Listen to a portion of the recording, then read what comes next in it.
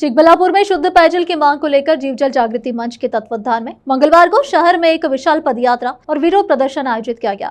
श्री शनेश्वर स्वामी मंदिर से अंबेडकर सर्कल तक निकाली गई रैली का नेतृत्व हरिकृष्ण चैरिटेबल ट्रस्ट के अध्यक्ष आने मडगू हरीश रेड्डी ने किया। तेज धूप के बावजूद भी हरीश रेड्डी ने बिना चप्पल पहने नंगे पैर ही पदयात्रा की, जो आकर्षण का केंद्र बना। पदयात्रा में शामिल महिलाओं ने खाली मटके प्रदर्शित कर राज्य सरकार के खिलाफ आक्रोश व्यक्त किया।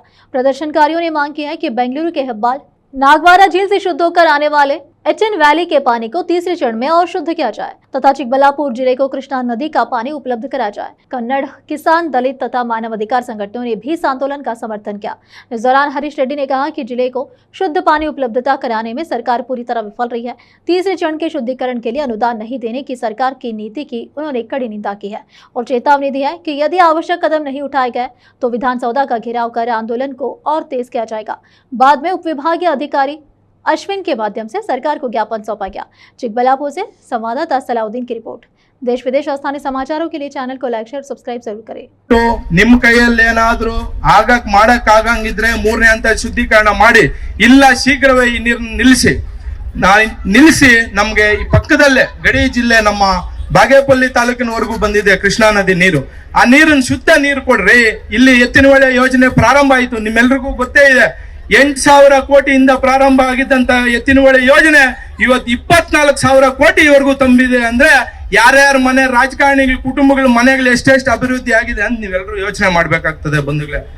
ವಿಷಯ ಬಹಳ ಗಂಭೀರವಾಗಿ ನಾವು ಸರ್ಕಾರಕ್ಕೆ ನೇರವಾಗಿ ಹೇಳ್ತಾ ಇದೀವಿ, ದಯವಿಟ್ಟು ಮೂರನೇ ಹಂತ ಶುದ್ಧೀಕರಣ ಮಾಡಿ, ಇಲ್ಲಾಂದ್ರೆ ನಮ್ಮ ಪಕ್ಕದ ತಾಲೂಕು ಬಾಗೇಪಲ್ಲಿವರೆಗೂ ಬಂದಿರೋಂತ ಕೃಷ್ಣಾ ನದಿ ನೀರು ಕೊಡಿ, ಇಲ್ಲ ಶುದ್ಧವಾದಂತ ಎತ್ತಿನಹೊಳೆ ಯೋಜನೆ ನೀರನ್ನು ಕೊಡಿ. ಮಾತಾಡಿದ್ರೆ ಯಾರಾದ್ರೂ ಮೀಡಿಯಾ ಮುಂದೆ ಬಂದು ಮಾತಾಡಿದ್ರೆ ಇವನ್ ಆ ಪಾರ್ಟಿ ಈ ಪಾರ್ಟಿ ಅಂತ ಒಂದು ಡಬ್ಬ ಕಟ್ತಾರೆ. ನಿಮ್ಗೆ ನೀವು ಡಬ್ಬ ಕಟ್ಕೊಳ್ರಿ, ಆಮೇಲೆ ಬೇರೆ ಪಾರ್ಟಿ ಅವ್ರಿಗೆ ಡಬ್ಬ ಕಟ್ಟಿರಾ? ಅದೇ ರೀತಿ ನಮ್ಮ ಏನು ಚಿಕ್ಕಬಳ್ಳಾಪುರ ತಾಲೂಕಿನ ಕೇತನಹಳ್ಳಿ ಗ್ರಾಮ, ಕೇತನಹಳ್ಳಿ ಫಾಲ್ಸ್ ಅಂತ ಎಲ್ರಿಗೂ ಗೊತ್ತಿರ್ತದೆ. ಸೋಷಿಯಲ್ ಮೀಡಿಯಾ ಯಾರ್ಯಾರು ಬಳಸಿರ್ ನಿಮ್ಮೆಲ್ರಿಗೂ ಗೊತ್ತಿರ್ತದೆ.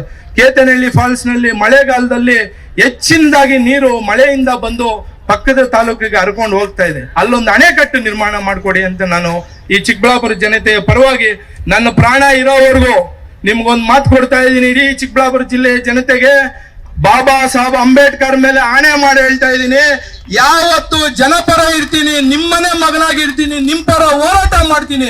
ಎಷ್ಟೇ ನನ್ನ ವಿರುದ್ಧ ಪಿತೂರಿ ಮಾಡಿದ್ರು ಈ ಹರೀಶ್ ರೆಡ್ಡಿ ಯಾವ ಬೋಳಿ ಮಗನಿಗೂ ಎದುರೋ ಮಗನೇ ಅಲ್ಲ, ಎದುರೋದು ಇಲ್ಲ. ನಿಮ್ ಪರ ಹೋರಾಟ ಮಾಡುವಂತದೇ ಕೆಲಸ.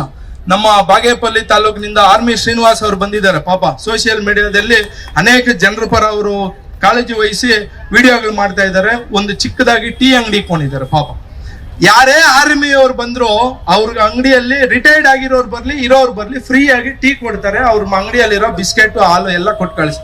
ಇದೊಂದು ಬದ್ಧತೆ ರೀ, ಸಮಾಜದಲ್ಲಿ ಎಲ್ರಿಗೂ ಇರ್ಬೇಕಾಗಿರುವಂತ ಬದ್ಧತೆ. ನಾವು ಅದನ್ನು ಉಳಿಸ್ಕೊಂಡೇ ಹೋದ್ರೆ ಮುಂದಿನ ತರಗಳಲ್ಲಿ ನಮ್ಮ ಪೀಳಿಗೆಗಳು ನಾವೆಲ್ಲ ನರಕ ನೋಡ್ಬೇಕಾಗ್ತದೆ ಅಂತ ಹೇಳ್ತಾ, ಮಾನ್ಯ DC ಸಾಹೇಬ್ರು ಏನ್ ಬರ್ತಾರ ಇಲ್ವೋ ಗೊತ್ತಿಲ್ಲ, ಇನ್ನೇನ್ ಕಷ್ಟ ಕೊಡ್ಬೇಕಂತ ಸರ್ಕಾರ ಅನ್ಕೊಂಡೈತೆ ಗೊತ್ತಿಲ್ಲ. ಇಲ್ಲಿ ಈಗಲೇ ಸುಡು ಬಿಸಿಲಲ್ಲಿ ನಾನು ಇಡೀ ಶನಿಮಾತನ ದೇವಸ್ಥಾನದಿಂದ ಬರೀ ಕಾಲಲ್ಲಿ ಬಂದಿದ್ದೀನಿ. ಪಾಪ ನಮ್ಮ ಮಹಿಳಾ ಮಣಿಗಳು, ನಮ್ಮ ಯುವಕರು, ನಮ್ಮ ರೈತರು ಎಲ್ಲರೂ ಅವ್ರು ಬಂದಿದ್ದಾರೆ. ಅವ್ರು ಏನ್ ಇಲ್ಲಿ ಬರಕ್ ಮನ್ಸಾಯ್ತಾ ಇಲ್ಲ ಗೊತ್ತಿಲ್ಲ. ನೋಡೋಣ. ಏನ್ ಸರ್ ಬಂದಿದ್ದಾರೆ? ಯಾರಾದ್ರೂ ನಮ್ಗೆ ಮಾಹಿತಿ ಕೊಡ್ತೀರ? ಬಂದಿದ್ದಾರ ಸರ್? ಬಂದಿಲ್ವಾ? ಹೊರಟವ್ರೆ ಬಂಧುಗಳೇ. ಆದ ಕಾರಣ ನೀವೆಲ್ಲರ ಪ್ರತಿಯೊಬ್ಬರ ಸ್ವಾಭಿಮಾನದ ಬದುಕಿದು. ನಾವು ನೆಲಮರದಲ್ಲಿ ಕಾರ್ಯಕ್ರಮ ನಮ್ಮ ಅಂದನಪ್ಪರ ನೇತೃತ್ವದಲ್ಲಿ ಮಾಡ್ಲಿಲ್ಲ ಅಂದಿದ್ರೆ ಮುಂದೆ ಒಂದು ಸಲ ಇವತ್ತಲ್ಲ ಇದೇ ಗತಿ ಬತ್ತಿತ್ತು ಅಂತಕ್ಕಂಥ ವ್ಯಕ್ತಿ ಮಾಡಬೇಕಾಗ್ತದೆ ಬಂಧುಗಳೇ. ಆದ ಕಾರಣ ನಿಮ್ಮಲ್ಲಿ ಕೈ ಜೋಡಿಸಿ ಮನೆ ಮಾಡ್ಲಿಕ್ಕೆ ಬಯಸ್ತೀನಿ. ನಿಮ್ಮೆಲ್ಲರ ಸಹಕಾರ ಸಂಪೂರ್ಣವಾಗಿ ಹರೀಶ್ ರೆಡ್ಡಿ ಅವರು ಕೊಡಬೇಕು. ಮುಂದಿನ ಎಲ್ಲಾ ರೀತಿಯಾದ ಈ ಹೋರಾಟಗಳಲ್ಲಿ ಭಾಗವಹಿಸಬೇಕು ಅಂತಕ್ಕಂಥ ಮಾತನ್ನ ಕೇಳಲಿಕ್ಕೆ ಬಯಸ್ತಾ ಇದ್ದೀನಿ ಬಂಧುಗಳೇ. ಈ ತಾಲೂಕು MLA ಪುಣ್ಯಾತ್ಮ ಎಲ್ಲಾದ್ರ ಬಗ್ಗೆ ದೊಡ್ಡ ದೊಡ್ಡ ಭಾಷಣ ಮಾಡ್ತಾರೆ, ಬಂಡಲ್ ಬಿಡ್ತಾರೆ. ನಿಮ್ ತಾಲೂಕಲ್ಲಿ ನಿಮ್ಮ ಕ್ಷೇತ್ರದಲ್ಲಿ ಆಗಿರ್ತಕ್ಕಂಥ ಅನ್ಯಾಯದ ಬಗ್ಗೆ ಯಾಕಪ್ಪ ಮಾತಾಡ್ತಲ್ಲ ಮಿಸ್ಟರ್ ಪ್ರತಿಭೀಶ್ವರ್? ನಿಮ್ ತಾಲೂಕಿಯ ದ್ವಾರೆ ತಾಳ ಹೋಗ್ತಾ ಐತೆ. ಎಲ್ಲಾ ಕಡೆ ಹೆಸರಿಗೋಸ್ಕರ ಹೋಗಿ ಭಾಷಣ ಮಾಡ್ತೀವಿ ಬಿಟ್ರೆ ಸ್ವಯಂಹಿತವಾಗಿ ಮನುಷ್ಯನ ಜೀವನಕ್ಕೋಸ್ಕರ ಭಾಷಣ ಮಾಡ್ತಕ್ಕಂಥ ನೀವು ಕರೀಲೇ ಇಲ್ಲ. ಒಂದೇ ಒಂದಿನ KCOL ಬಗ್ಗೆ, ನೀರಿನ ಬಗ್ಗೆ, ಹೋರಾಟದ ಬಗ್ಗೆ ತಾಲೂಕಲ್ಲಿ ಅಸೆಂಬ್ಲಿಲಿ ಮಾತಾಡುವಂತ ಅವಕಾಶ ನೀವು ಸಿಕ್ಲೇ ಅಲ್ವಾ? ಬರೀ ಖಾಲಿ ಭಾಷಣ ಮಾಡೋದ್ರಿಂದ ಸಕ್ಸಸ್ ಆಗಲ್ಲ ಬಂಧುಗಳೇ. ಯಾರೋ ಒಬ್ಬ ಕಂದಾಯ ಸಚಿವರು ಅಯೋಗ್ಯ ಅವರು ಕೃಷ್ಣ ಬೈರೇಗೌಡ ಅಂತೇಳಿ ಹೇಳ್ತಾರ, ಆತ ವಿಶ್ವಸಂಸ್ಥೆಯಿಂದ ಇದಕ್ಕೆ ಸರ್ಟಿಫಿಕೇಟ್ ಕೊಟ್ಟಿದೀವಿ ಅಂತೇಳಿ. ಅಯೋಗ್ಯ ಮಂತ್ರಿ, ನಿನ್ನ ಮರ್ಯಾದೆ ಇದ್ರೆ ದಿನ ಬೆಳಗ್ಗೆ ನೀರ್ ತಗೊಂಡು ಯೂಸ್ ಮಾಡಿ ತೋರ್ಸು. ಬಡವ ತಲೆ ಮೇಲೆ ಆಗಂತ ಕೆಲಸ ಯಾಕೆ ಮಾಡ್ತೀವಿ ಅಂತಕ್ಕಂಥ ಮಾತನ್ನ ಆತನ ಕೇಳಬೇಕಾಗ್ತದೆ. ಇವತ್ತು ಬಂಧುಗಳು ಇಷ್ಟೆಲ್ಲ ಗೊಂದಲ ಇದ್ರು ಕೂಡ ಇಷ್ಟೆಲ್ಲ ಸಮಸ್ಯೆ ಇದ್ರು ಕೂಡ ಈ ರಾಜ್ಯದ ಮಾರ ಮರಿದಿರ್ತಕ್ಕಂಥ ಮುಖ್ಯಮಂತ್ರಿ ಸಿದ್ದರಾಮಯ್ಯರು ಮಂದೇನೂ ಕೂಡ ಹಣ ಬಿಡುಗಡೆ ಮಾಡೋರೆ. ಅವ್ರಿಗೇನು ಮಾರ ಮರಿ ಐತಾ ಅಥವಾ ಬರೋ ಜೀವನದ ಚೆಲ್ಲ ನಡೆದಂತಕ್ಕಂಥ ಅರ್ಥ ಮಾಡ್ಕೋಬೇಕಾಗ್ತದೆ. ಈ ಕ್ಷೇತ್ರ ಶಾಸಕರಲ್ಲಿ ಮನವಿ ಮಾಡಲಿಕ್ಕೆ ಬಯಸ್ತೀನಿ ಮಿಸ್ಟರ್ ಪ್ರದೀಪೇಶ್ವರ್ ಅವರೇ, ನಿಮ್ಮ ಸಿದ್ದರಾಮಯ್ಯನಿಗೆ ಹೇಳಿ ಅತಿ ಶೀಘ್ರವಾಗಿ ಕೊಳಚೆ ನೀರನ್ನ ಯಾವ ಡಿಸ್ಟಿಕ್ ಯಾವ ತಾಲೂಕಿಗೆ ಬಿಡದ ರೀತಿಯಲ್ಲಿ ಅವಕಾಶ ಮಾಡ್ಕೊಳ್ಬೇಕು ಅಂತಕ್ಕಂಥ ವಿಧಾನಸಭೆಯಲ್ಲಿ ಮಾತಾಡಬೇಕಾಗ್ತದೆ ಬಂಧುಗಳೇ. ಆದ ಕಾರಣ ಇವತ್ತು ಹರೀಶ್ ಕೆ ರೆಡ್ಡಿ ಅವರು ಏನು ಈ ಹೋರಾಟ ನಂಬ್ಕೊಂಡವ್ರೆ, ನಮ್ಮ ತಾಲೂಕಿಂದ ಸಂಪೂರ್ಣವಾದ ಬೆಂಬಲ ಪ್ರತಿ ಕ್ಷಣ ಕೊಡಕ್ಕೆ ನಾವು ರೆಡಿ ಇದ್ದೀವಿ. ಆ ನೈಟ್ ಆಗ್ಲಿ ಹಗಲಾಗ್ಲಿ ರಾತ್ರಿ ಆಗ್ಲಿ ಪ್ರತಿ ಗಂಟೆಲೂ ಕೂಡ ಆತನ ಜೊತೆಲಿ ನಿಂತು ಸಂಪೂರ್ಣ ಬೆಂಬಲ ಸೂಚನೆ ಮಾಡ್ಲಿಕ್ಕೆ ನಾವು ರೆಡಿ ಇದ್ದೀವಿ ಅಂತಕ್ಕಂಥ ಮಾತನ್ನು ಹೇಳಲಿಕ್ಕೆ ಬಯಸ್ತಾ ಇದ್ದೀನಿ ಬಂಧುಗಳೇ. ಇವತ್ತಿಗೆ ಸೇರಿರ್ತಕ್ಕಂಥ ಜನಗಳೇ ಸ್ವಾಭಿಮಾನಿ ಜನಗಳು, ಈ ಬದುಕಿನ ಉದ್ಧಾರಕ್ಕೋಸ್ಕರ ಸೇರಿರ್ತಕ್ಕಂಥವ್ರು. ರಾಜಕಾರಣಿಗಳು ಕೇವಲ ಖಾಲಿ ಭಾಷಣಕ್ಕೋಸ್ಕರ ಸೀಮಿತ ಆಗಿರ್ತಾರೆ ಬಿಟ್ರೆ ನಮ್ಮ ಬದುಕಿ ಯಾವತ್ತೂ ಕೂಡ ಆಸೆ ಆಗಿರಕ್ಕೆ ಸಾಧ್ಯನೇ ಇಲ್ಲ ಬಂಧುಗಳೇ. ಆದ ಕಾರಣ ನೀವು ಅರ್ಥ ಮಾಡ್ಕೊಳ್ಳಿ. ಕೊನೆಯದಾಗಿ ಎರಡು ಮಾತು ನನ್ನ ಮಾತು ಹೇಳಿಕೆ ಬಯಸ್ತೀನಿ. ನೀವು ಬೆಂಗಳೂರು ಜನ ತಿಳ್ಕೊಂಡಿರ್ಬೋದು, ನಮ್ಮಲ್ಲಿ ಬಿಡ್ತಕ್ಕಂಥ ಕೊಳಚೆ ನೀರು ತಗೊಂಡಾಗ ಯಾರು ಹಾಳಾಗೋಗ್ಲಿ ಅಂತೇಳಿ ಒಂದ್ ಅರ್ಥ ಮಾಡ್ಕೊಳ್ಳಿ. ನಾವು ಬೆಳೆದಿರ್ತಕ್ಕಂಥ ತರಕಾರಿ, ರಾಗಿ, ಭತ್ತ, ಎಳ್ನೀರು ಪ್ರತಿಯೊಂದನ್ನು ಕೂಡ ನೀವು ಯೂಸ್ ಮಾಡ್ಬೇಕಾಗ್ತದೆ. ಇವತ್ತಲ್ಲ ನಾಳೆ ಸುತ್ತಿ ಬಳಸಿ ನಿಮ್ಗೆ ಹೊಡಿಲಿಲ್ಲ ಅಂದ್ರೆ ಯಾವ್ದೇ ಕಾರಣಕ್ಕೂ ನೀವು ಯೋಚನೆ ಮಾಡಿ ಇವತ್ತು ಅದಕ್ಕೆ ಸರಿಯಾದ ಉತ್ತರವನ್ನು ಕೊಡಬೇಕಾಗ್ತದೆ ರಾಜ್ಯ ಸರ್ಕಾರ. ಇವತ್ತು ತಮಿಳುನಾಡಲ್ಲಿ ಬಂದವರು ನಿಮಗೆ ಗೊತ್ತಿರಲಿ, ಈ ಕೊಳಚೆ ನೀರು ಯಾವುದೇ ಕಾರಣಕ್ಕೂ ಬೇಡ ಅಂತ ಸ್ಟೇ ತಂದಿರ್ತಕ್ಕಂಥ ಕೊಳಚೆ ನೀರನ್ನ ಈ 3 ಡಿಸ್ಟಿಕ್ಕಿಗೆ ಬಿಟ್ಟವ್ರೆ.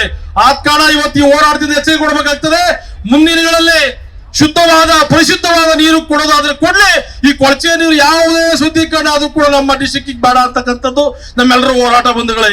ನಿಮ್ಮೆಲ್ಲರ ಆಶೀರ್ವಾದ ಸಹಕಾರ ಇವತ್ತು ಪಾದಯಾತ್ರೆ ಸಕ್ಸಸ್ ಆಗೈತೆ. ಇವರು ಅವ್ರ ಸ್ವಂತಕ್ಕೋಸ್ಕರ ಹೋರಾಟ ಮಾಡ್ತಾ ಇಲ್ಲ, ರಾಜ್ಯಕ್ಕೋಸ್ಕರ ಹೋರಾಟ ಮಾಡ್ತಾ ಇಲ್ಲ, ಜನಗಳ ಬದುಕಿಗೋಸ್ಕರ ಹರೀಶ್ ರೆಡ್ಡಿ ಹೋರಾಟ ಮಾಡ್ತಾ ಇರತಕ್ಕಂಥ ನೀವೆಲ್ಲರೂ ಅರ್ಥ ಮಾಡ್ಕೋಬೇಕಾಗ್ತದೆ ಬಂಧುಗಳೇ. ಹರೀಶ್ ರೆಡ್ಡಿ ಅವರೇ, ನಿಮ್ಮ ಹೋರಾಟಕ್ಕೆ ಸಂಪೂರ್ಣವಾದ ಬೆಂಬಲ ಇದೆ. ನಾವು ಪ್ರಾಣ ಕೊಟ್ಟಾலும் ಸರಿ, ನೀವು ಯಾವ ರೀತಿ ಕರೆ ಕೊಟ್ಟರು ಕೂಡ ನೀವು ಮಿತಿಲಿರ್ತಕ್ಕಂಥ ಮಾತನ್ನ ಹೇಳಿ ನಾನು ಮಾತು ಹೇಳಲಿಕ್ಕೆ ಬಯಸ್ತೀನಿ. ಎಲ್ಲರೂ ಕೂಡ ಒಳ್ಳೇದಾಗ್ಲಿ ಬಂಧುಗಳೇ.